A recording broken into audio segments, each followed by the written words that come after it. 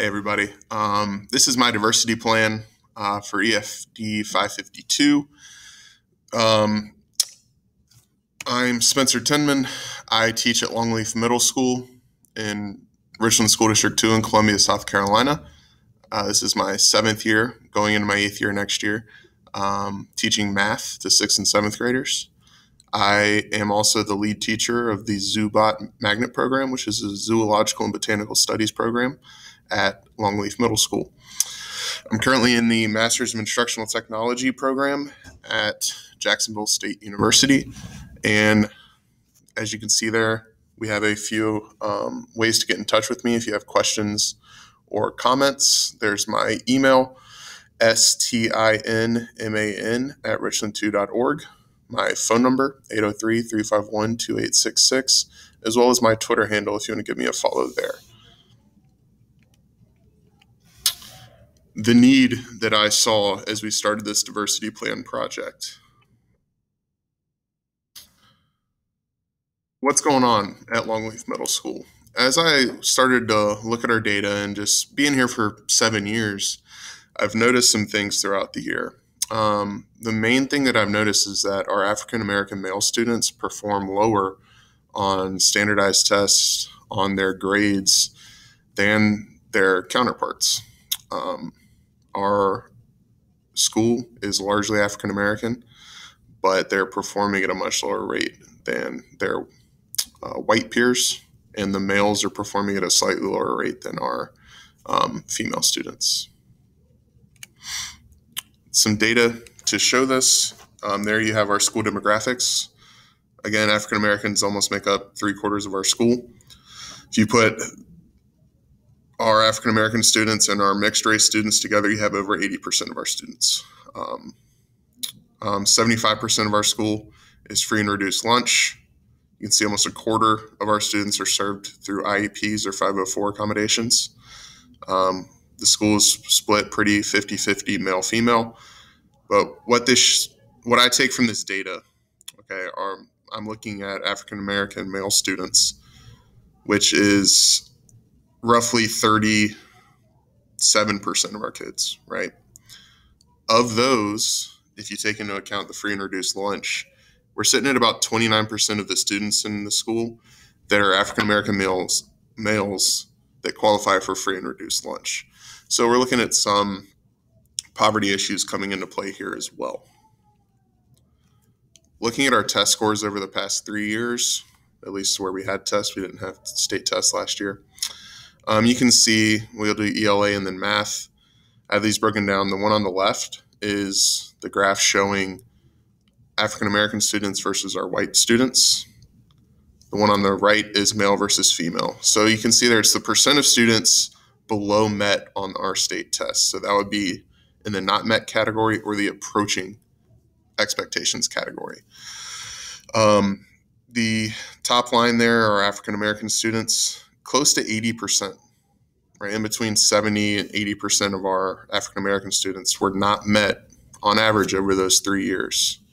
That's 6th, 7th, and 8th grade students.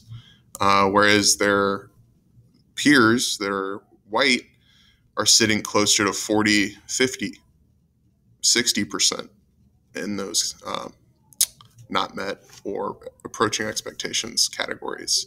So it's about a 30 to 40 point gap between our white students, who are a small minority of our students, versus our African American students that make up almost, again, 80% of our school. The male to female gap still exists. Males are performing a little worse, but it's definitely not as great of an issue. This is math. You can see it. Again, it's a very big gap between our African American students and our white students. Again, 30 to 40% that we see there. Here, females are performing pretty much the same.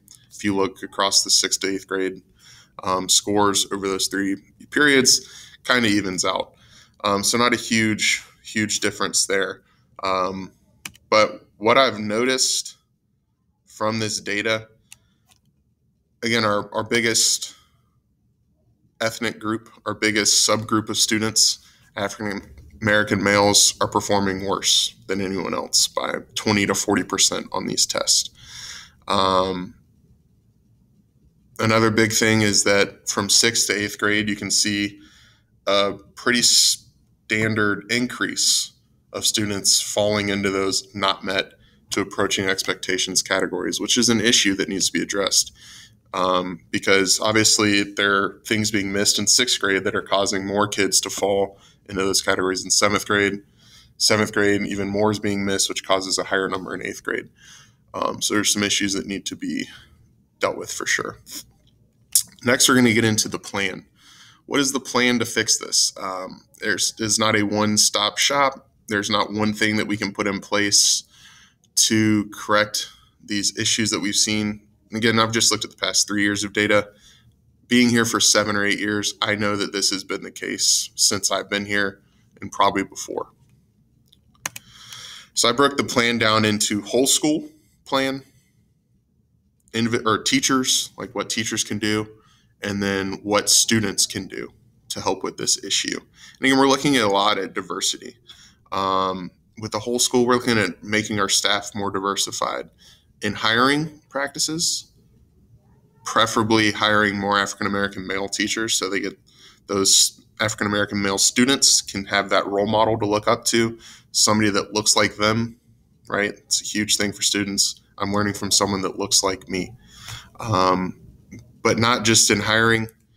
We're looking, okay, if we're onboarding staff or we have staff that's been here for a while, that those people are getting training in diversity so that they understand the issues that come from not understanding diversity and that they can be more culturally relevant with their students.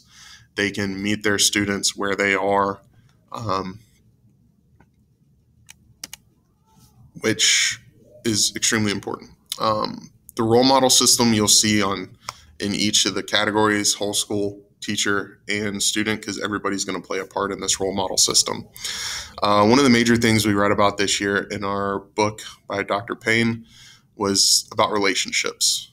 While that dealt with poverty, that book did, and how important relationships were for students in poverty, coming out of poverty, it's really true for just education in general. Relationships are massively important for our students to perform at the level that we want them to perform. So I wanted to develop a teacher to student role model system where you have teachers looking at those at-risk students. So this will take a lot of work from the whole staff to identify the at-risk students. And then I want teachers that actually have relationships with those kids. They're going to choose 5 kids or 10 kids, and those will be their students that they can mentor, check in with weekly or bi-weekly. Make sure that they're on track with their grades, that they're okay emotionally, that they're supporting them for whatever's happening at home, that they're just somebody that they can turn to and feel that they care. But also with the teacher-student relationship, I want to develop a 6th, 7th, 8th grade relationship where you can have kind of like teams of kids that check in on each other. 8th graders and 7th graders helping those 6th graders adjust to middle school. 7th and 8th graders developing those leadership skills and mentoring skills that they can use as they move into high school and say, okay, I've helped somebody do this transition from elementary into middle school. I can use those same things that I taught them in my transition into high school. And I want to go a step further than just our school building and start a relationship building with our elementary students, with the surrounding elementary schools, so that by the time they get to middle school, they know Longleaf Middle School. They know what we expect. They know who we are. They've seen our students come in and out of the building, that they already have a relationship with the school by the time they get there. One thing that will definitely get at the main need that I spoke of earlier are these diversity task forces. These are teams of teachers that are looking at specific subgroups in their test data, their grade data, their discipline data, everything, and trying to pinpoint where weaknesses are, where we can implement different decisions to help those students perform better. If it's testing, discipline, emotional support, whatever it is, Those teachers will identify, come up with ideas to attack that issue, and meet monthly to discuss with the other teacher-led task forces for whatever other subgroups are being looked at. On the teacher front, purposeful planning and differentiation is going to be extremely important here. Making sure that our students see themselves in the curriculum. Going to workshops on culturally relevant teaching. Implementing the things of where I wanted to bring in cultural diversity and equity experts and do training with our staff so they can implement those ideas into their lesson plans. Really just trying to make their lessons relevant for their students is what's going to be really important there, which will help them form those relationships and look for places where they can promote diversity in the curriculum that they have to teach. Yes, it takes a lot of work, but if you want to have a school that serves everybody with equity, you have to put in the work. These professional learning communities, that's what the task forces kind of got at. This is just from the teacher point of view. So they're going to lead and participate in discussions on school-wide data.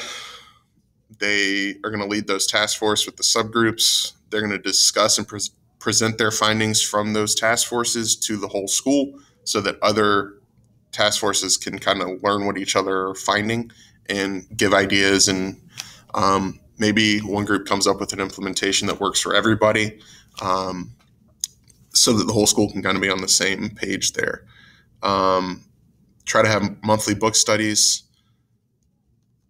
with diversity and culturally responsive teaching, equity, those kind of issues as the topics of those books, just to have the whole staff reading a book, and then at the staff meeting or whatever meeting you have, you can talk about what we've learned from that book and how it can be implemented at the school level.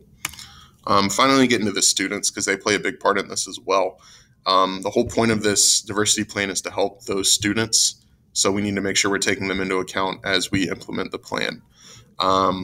They play a huge part in the role model system. If they don't buy into that, the role model system is kind of kaput. If they're not willing to help the other students or to learn from other kids, and that's something that's going to have to be taught and nurtured. This system, the role model system, will kind of fail at that point if they don't fully buy in. So it's going to take some work from the teachers and admin to get that student buy-in. But I think if it can happen, the results of it will be massive. I also want them to be able to feel open to talk to their role models, right, their teacher mentors, about emotional issues, to try to develop emotional maturity, find proper outlets for their anger or frustration that they might not get at home, right? So we want to offer things at school that they may not be getting at home. We can't change their home life necessarily, but we can offer things for them at school to supplement their home life. And this role model system with their teacher relationships and creating those peer relationships and developing those mentor skills in themselves is going to be really important with that. We also want the students to learn about cultural diversity. Yes, my school is 80% African American almost. They need to learn about other cultures as well as our white students need to learn about African American culture, Hispanic culture, Asian cultures. Everybody needs to understand that we all come from different backgrounds, but there are certain things that keep us together, right? There's more that make us alike than makes us different. We want our students to understand that. But again, that's something that has to be purposeful. You can't just expect kids to pick it up, or else it's not going to be what you want them to pick up. A big part of their responsibility here is completing surveys about the school culture and how diversity and equity are approached. Do they feel like they are valued? Do they feel like they have equal opportunities no matter the situation? Do they think, what ideas do they have to make the school more culturally relevant, more inclusive, more equitable? And really, we want to teach them to have a voice in their education and advocate for things that they need to make their education work better for them. Because again, ultimately, it's about them. It's about our students getting what they need for their education to be as successful for them as it can be. Again, if you have any questions or comments, please feel free to reach out to me. I welcome any critiques if I miss some stuff or with tone deaf somewhere, so that I can correct this in my future presentations. Again, please feel free to follow me on Twitter so we can connect there and kind of, bounce some ideas off of each other. Thanks.